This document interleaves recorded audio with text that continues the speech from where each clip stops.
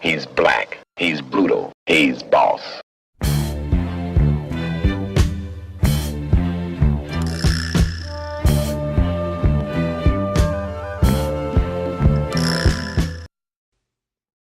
What up, people? It's your boy C4 coming back at you with another video.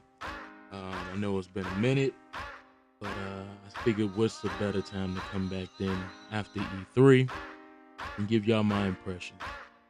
I'm gonna start off with Microsoft, and then the next video I'll do will be Sony, and Nintendo's E3 will be coming on in a couple of hours, so I will be dropping one on Nintendo. This is the first time I will be watching Nintendo's E3 in a minute, so can't wait to see that. I'm looking forward to that. But let's get into it. Microsoft's conference. They started off with Call of Duty Advanced Warfighter, which in my opinion was nothing more than Call of Titanfall. I mean, it looked exactly like Titanfall, played somewhat like Titanfall, and this was in the story mode, so I can only imagine what the multiplayer is going to look like. But you know, it looked good. I'll be a liar if I didn't say it looked good. It looked good, but it's Call of Duty, so it is what it is. One cool thing though I noticed in the end of that trailer, when he dragged the dude away, his arm was laying on the ground as he was getting dragged away. So it got me wondering if you're gonna be able to dismember people in this game. If that's the case, that's gonna be pretty crazy, but only time will tell. Next they went into Forza 5 and Forza Horizon 2. Don't really care because I'm not really a simulation racer fan. I'm more into the arcade games like, you know, Burnout and stuff like that. But they did announce that it will be coming up September the 30th. So we got a release date for Forza Horizon 2 for people who are interested. Full day and night cycles as well as weather. It's going to be in 1080p on dedicated servers, and it looks beautiful. And that's my thing about Forza. It always looks beautiful, and it will sucker you into buying it if you're into graphics. But once you get to playing it, for me, a person who's not a fan of simulation races, I get bored very quick. But next they went into Evolve, which is made by the creators of Left 4 Dead. Seems like an interesting game. I need to see a little bit more on it. I'm not too sure if it's going to be something that I would buy, but it looked interesting. I like the way it had the different classes. You had like the medic and the assassin and all of that stuff. I was talking to a couple buddies while we were watching it, and they were saying that one player will be playing as the monster that you're trying to hunt, and the other 4 people will be playing as, you know, the hunters. So sounds interesting. Can't wait to see a little bit more about that.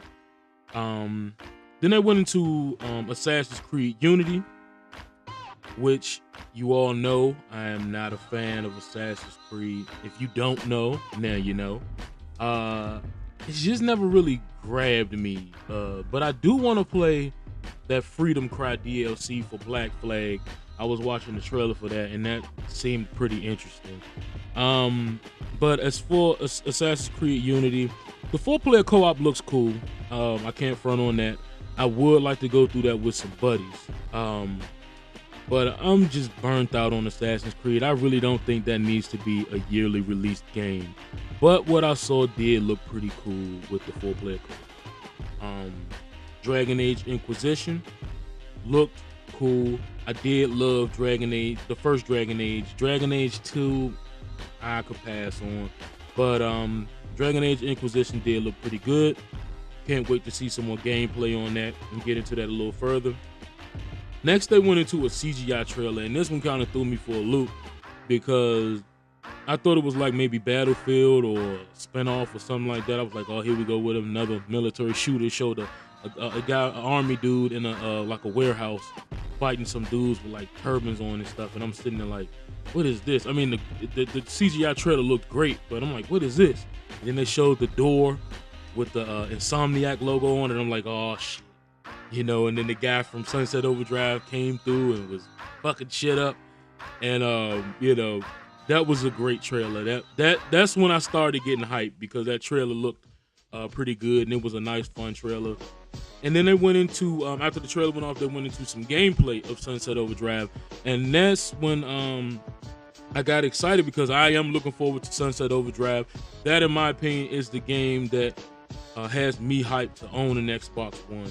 And it was crazy because usually when you get closer to the release date of a game, you start seeing downgrades. But with Sunset Overdrive, it actually looked better than the gameplay we saw a couple months ago. And the main protagonist, I saw you're going to be able to, well, I read you're going to be able to create your character. So, you know, the one that they created as the main protagonist actually looked more detailed and more realistic now than he did a couple of months ago, and even on the E3 2013 trailer that we saw last year. So I'm really looking forward to that. It's also going to have 8-player co-op, and I can't wait to run through that with my friends and my crew, and it's going to be a whole lot of fun. Then they went into Dead Rising 3, Super Dead Rising 3, where they're going to be implementing, you know, costumes for Capcom characters, and it's going to be kind of like horde mode where you just run around, you know, killing zombies with 4 players. Cool concept. Seems like it's going to be interesting, but I'm not really a fan of Dead Rising, so yeah. But for those of you who are, you know, that seemed like something that you all will be able to enjoy. Next thing, they went into Dance Central. It's Dance Central in the subtitle that's going to be coming to the Xbox One and Fantasia. I didn't really care about that. This was a down part for me. Even though Dance Central was pretty fun, it's the type of game that you could bring out at a party and, you know, have a good time with your friends and your family. But nah, don't really care. When I get my Xbox One, I might get a Dance Central game, just, you know, to have it. Next, we went into Fable Legends. Now, I am a huge fan of Fable. I love 1, 2, and 3. I know a lot of people hated Fable 3. I loved Fable 3. That was my game. And they stand true to the art style, which I love. And it looks like it's going to be a whole lot of fun. You got 4-player co-op, like Assassin's Creed, and you get into, you know, fight goblins and trolls and all of that, and it looks like it's going to be a whole lot of fun. It also is like Watch Dogs, where somebody is going to be the villain, which I found to be the most interesting part of the game. You're going to be the villain. When you play as the villain, you can set booby traps for the players who are, you know, playing as the heroes, and set enemies up at certain locations and stuff like that. So I'm gonna like playing as the villain more than actually playing as the hero. But I'm looking forward to that. That was a nice showing. Then they went into Project Spark, which also looks like it's going to be a very interesting game. What intrigued me the most was the Galaxies portion they showed, where it was kind of like a Star Wars Rogue Warrior type thing. It looked like a first-person shooter. And the fact that you'll be able to create your own games is just ridiculous. I saw some Angry Birds or Flappy Birds rip-offs on there, and Limbo and stuff like that. So it seemed like it's going to be an interesting game. And then they end the trailer. Conker came out there. Yes, Conker came out there and chainsawed the title, and it was like 10 years. Fuck it, I'll make my own game. And I was like, okay, yes, that's going to be pretty interesting. I'm guessing Microsoft is going to like probably make their own Conker game within Project Spark and give it to the people. That'll be cool. Hopefully we'll see some more retro original Xbox games, or, you know, because they own Rare or whatever. So hopefully we'll see some more stuff like that. And then they went into Halo Master Chief Collection, which is Halos 1 through 4, and they're gonna piece them together, and you're gonna be able to play them in any fashion you want, you know, any order you want. There's no order to it. Everything is unlocked. Of course, it's Halo 1, Halo 2, Halo 3, and Halo 4 in that order, and, you know, the missions go accordingly, but you can play them in any order you want to, and I think that was pretty cool. They also announced that you're going to have full-blown Halo 2 multiplayer with 6 recreated maps, which is awesome. The maps look beautiful. They redid them miraculously. And they're also giving you 100 multiplayer maps on dedicated servers. That is crazy. That is possibly the biggest multiplayer we have ever seen when it comes to multiplayer games. And I'm not really a fan of Halo, but with all they showed for Halo Master Chief Collection, you gotta get it. You know, you gotta get it because you're going to play it with your friends and you're gonna have a blast, whether you're a fan of it or not. And if you pre-ordered, you get Halo Nightfall, which is a TV show, and you also get the Halo Guardian beta that's going to be released in December of this year. So if you're a Halo fan, then I don't even need to tell you because you already know, but that's going to be one hell of a package for only $60. You can't beat that with a stick. And then they went into Idea at Xbox, where they showed a bunch of indie games. I'm not really big on indie games. I don't believe in, indies being a seller of a console. I'll get into that on my next video. But one of them did catch my interest. I'm not gonna lie. It was this one game where like you used the Kinect and you used your body to move the characters along the level. That one seemed pretty interesting, and it's one I'm really looking forward to probably checking out as time goes on. Next, they went into Rise of the Tomb Raider, which was a trailer, and it looked nice. I actually have the original Tomb Raider reboot for the 360, but I haven't gotten into it yet. So I won't say I'm excited for this one because I still haven't played the first one yet. But once I get into that, I heard a lot of good things about it. Maybe I'll be looking forward to that. Witcher 3 looked amazing. I owned the Witcher 2 enhanced version for the 360 when it came out. Beautiful game, fun game. I love RPGs where you get to set up your own story somewhat, even though you want a pre-written story. But I loved The Witcher 2, and The Witcher 3 gameplay looked amazing. We actually got to see it running in full, and I loved it. It looked great. Can't wait to see some more gameplay. Can't wait for that game to be released, actually. I believe it got pushed back to 2015, which is not good at all. But I can't wait to get my hands on that. And then they dropped the Haymaker. They dropped the Haymaker on original Xbox fans, shall I say, when they showed Phantom Dust. Now, as soon as this trailer came on, I knew exactly what it was. And as an original Xbox gamer, I was hyped because we all wanted them to dig into the chest and pull out some old school classics, and that's what they did with Phantom Dust. That was an old shit moment for me. So I'm very happy. We got a trailer, and the trailer looked great, but I really can't wait to see some gameplay. Hopefully they will be releasing it on the 10-year anniversary, which will be March of next year in America. It's already reached its 10-year anniversary in Japan, but I know it's not ready yet. So hopefully we'll get it on the 10th anniversary, which is next year. Really looking forward to that. They went into the Division gameplay, which looked amazing. That game still didn't let me down from last year when we saw it. It looked like it kind of got a visual downgrade a little bit. I'm not sure if what we saw last year was actual gameplay or pre-rendered footage that was made to look like gameplay, but it kind of looked like it had a downgrade. But nevertheless, it still looked amazing. It still looked like a whole lot of fun.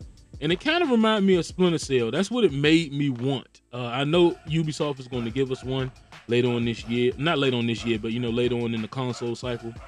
So that's what the Division got me hyped for. However, I can't wait to get into the Division with my friends, kick some ass on that. That looked like a hell of a good game. And then they went into Scalebound. Scalebound was a trailer, and at first I thought it was Devil May Cry because the main character they showed on screen looked a hell of a lot like Dante. But then when I saw the dragon come out, I was like, oh shit, this looks pretty fucking sick. Then he put his headphones on and his suit of armor came on. I'm like, this shit look crazy. But we all know how trailers have a way of giving us a false representation of what the game actually going to be like. So I'm going to hold off my thoughts on that, the game as a whole, until I see some actual gameplay and all of that. But that trailer sparked my interest, and it got me hyped, and I can't wait to see what's going to go down in Scalebound. That's a game I'm looking out for. And then Microsoft ended the show with Crackdown, which it got me hyped because I loved the original Crackdown. Crackdown 2 was it was kind of fun when you linked up with your friends, but as a whole, it wasn't as great a package as Crackdown 1 was to me. But it was fun nonetheless, like I said, when you play it with friends. So I'm excited for Crackdown 3. That looked like in-game, looked like the in-game engine. It didn't look remarkably great to the point where you would say, no, that's CGI, that's not in-game. So that looked like it could be in-game, and I heard that when the building collapsed and stuff, that was all being done through the cloud. I don't know what this Mr. Cloud thing is, but the game looked great nonetheless, and I can't wait to get my hands on it. And that was the end of the Microsoft conference. Now, what did I think about the conference as a whole? The conference as a whole, to me, was a bit of a letdown. It started off slow, and it built up as it went on, which it should. I mean, to some people, it started off as a banger because it started off with Call of Duty. But as a person who's not really a fan of Call of Duty, I was like, okay. But it built up like a show is supposed to. It starts off kind of slow, and by the end, it's like bam, bam, bam. And in my opinion, they did that when they started showing games like, the Halos and the Scalebound and the Crackdown and the Phantom Dust and the Witcher and all of that stuff. Is when they start actually hitting you in the head with it. So the way it progressed was cool. They showed a lot of multiplex. However, at the same time, they did show 8 exclusives. So were they exclusives that I was crazy for? Aside from Sunset Overdrive, and Crackdown, and the Phantom Dust. Okay, I can't forget the Phantom Dust. I can't do that. That game is going to be crazy. And if you haven't played it, I suggest you all to go out, get you a copy of that, and try it out. Hopefully, Microsoft will put the original Phantom Dust on this new game so people can get a chance to check out and see what that's all about. But anyway, back to my opinion, what I thought about it. It was a good show. Was it great? No. Because Microsoft dropped so many haymakers before E3, I was expecting to go in there and be blown away, and I wasn't. I saw some good things, I saw some great things, but the show in itself was good. It wasn't great and it wasn't amazing. So what I would give it is a B. I would give it a solid B, not a B plus, not a B minus, but a B. It was good for what it was, and that's what it was. It was good. So yeah, tell me what y'all think about Microsoft's E3. Did you like it? Did you enjoy it? Did you hate it? What you think they could have done better? What you think they should have done better? And give me your comments below, video response, whatever you do, it's up to you. You already know. I will be dropping the Sony video next, so look out for that. And this your boy C4. Chat with me, and I'm out.